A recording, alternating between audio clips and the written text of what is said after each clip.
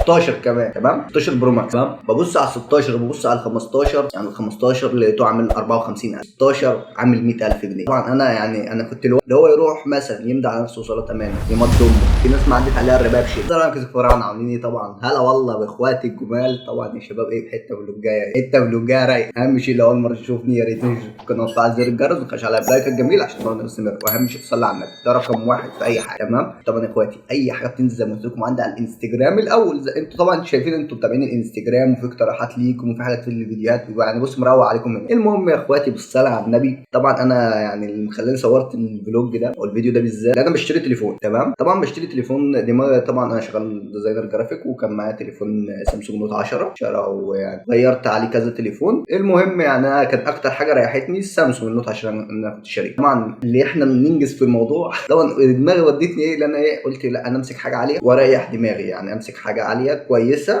واريح دماغي. ومنها ايه، هو اولا التليفون مش استثمار، تليفون يا شباب مش استثمار. التليفون بعد اول 3 شهور التليفون سعره بينزل للعلم، تمام، الا بقى لو انت جايبه من بره وهنا غالي، ساعتها ممكن تلعب على حساب تستخدمه 3 4 شهور وتغير، ساعتها هتلاقي فيه مصلحه للعلم. يعني انت لو ليك حد شغال بره مصر اي دوله عربيه، يعني الدول العربيه الدول الاوروبيه دلوقتي ما بيستخدموش شريحه. لو حد عايز يشتري التليفون دلوقتي هم ما بيستخدموش شريحه، تبقى زي QR كود الشريحه بتشتغل عنه، تمام. يعني انت يا صديقي لو جبته من اي دوله اوروبيه التليفون لما قبل له يشرب ميته لازم دوله عربيه، تمام، امارات كويت بحرين على حسب ما انت بقى ايه معارفك او قرايبك. المهم يا اخواتي قلت ايه، قلت اقضي على ايه، هات لك حاجه ايه، هات لك تليفون محترم. طبعا يا شباب البادجت اللي يعني انا كنت احدى التليفون ما تجيبش الحاجه المحترمه اللي انا يعني هتجيب حاجه محترمه جدا، بس مش هتجيب زي ما بيقولوا بالبلدي ايه، مش هتجيب 15 برو ماكس. يعني انا كنت رايح ال 15 16 كمان، تمام، 16 برو ماكس، تمام. ببص على 16 وببص على 15، يعني ال 15 لقيته عامل 54,000، 16 عامل 100,000 جنيه. طبعا انا كنت الوهله كنت زي اي شاب او زي كنت هروح يعني بالطبيعي كنت هروح بقى امسك اعلى حاجه بقى واخر حاجه كده، يعني برضو ايه كلنا في ناحيه برضو ايه فشخره شويه، تمام. طبعا يا اخواتي يعني لما عمال بقى انت عارف، انت مجرد ما بحثت قلت عاوز تليفون بتلاقي 600,000 تليفون جالك، تمام. طبعا انا بقلب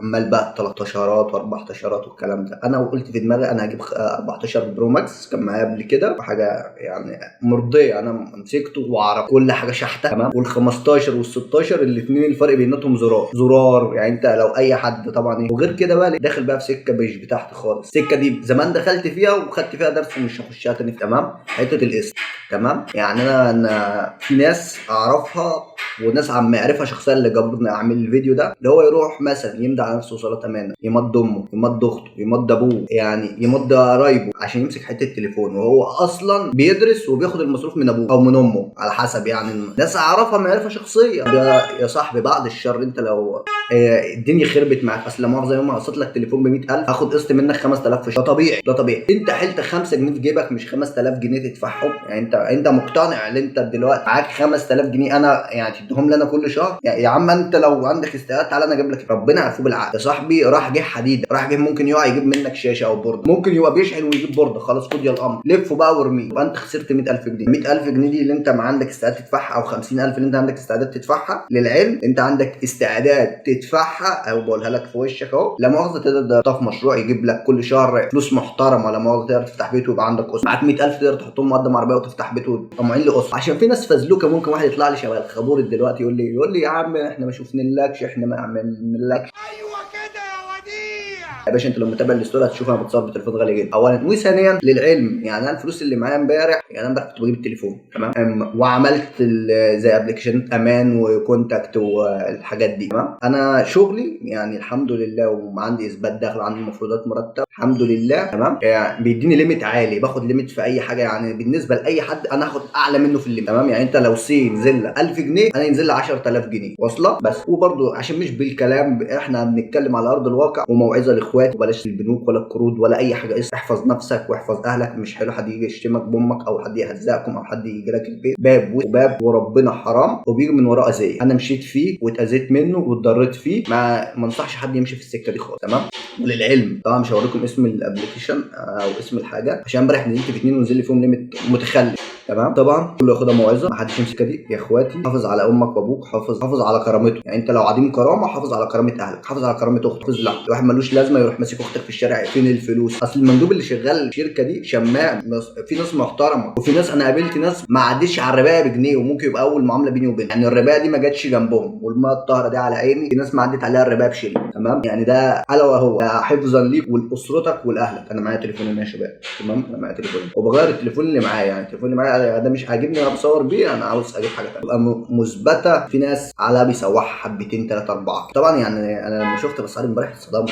انا بتعامل يا جماعه في استراج مول، بشتغل في اكبر مول تليفونات في مصر. يعني كفيل اخش على اي محل اخد التليفون اللي انا عاوزه الحمد لله. بس لما شفت ناس تروح تتداين عشان تمسك تليفون حته حديده معفنه، يا بني ادم اللي تتداين وتودي نفسك في ده. طب لما تحبس تخش في وسط الحجز، لما تخش في وسط الحجز يقول لك جاي في، تقول لهم جاي في التفاحه. لا مؤاخذه يعني تخش الحجز تقول لهم السلام عليكم انت جاي في تفاحه. اصل كنت حابب اتفشل، كنت حابب امسك التليفون ابينه قدام المول. يا مهزأ يا شحات، حرام وربنا حرام على اهلك. يا شباب ايه انا حاجه بس عشان انتوا ايه، ناس دماغها بتسوح. بصوا يا شباب نزل لي كام. تمام. انا معايا ابلكيشنين نفس الرقم. ممكن اوريك في الابلكيشن التاني لو تحب. ابعدوا عن دي. انا واحد من الناس اديك شفت الفلوس ما سحبتهاش امبارح. ابعدوا عن الدين. انتوا مش قده ولا انا قده. تمام. يعني انا مش بقول لكم انا والحديد التاني، انا مش قد الدين. إن حتى لو معايا مال قارون ولو مش ليه برضه ياكل، الدين مش قده خالص. ولا انا ولا انتوا. خافوا على اهلكم.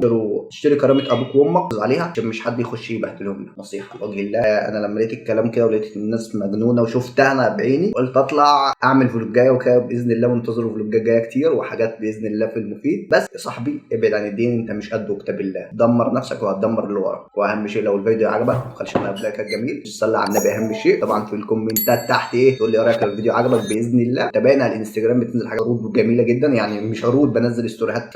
يعني بص اي حاجه ده عندي على الانستجرام او اي حاجه بعملها مفيده للناس بنزلها اول حاجه عندي على الانستجرام. تابع الانستجرام وتابع قناه الواتساب تحت في اول كومنت. وانتظروا الفيديوهات الجايه وبرده الفيديوهات الجميل بتاعتنا مش هنقطعها. بس ايه الفيديوهين دول بس كانوا لازم ينزلوا بسرعه. اهم شيء تصلي على النبي اهم شيء. وانتظرنا الشغل الجاي عظمه.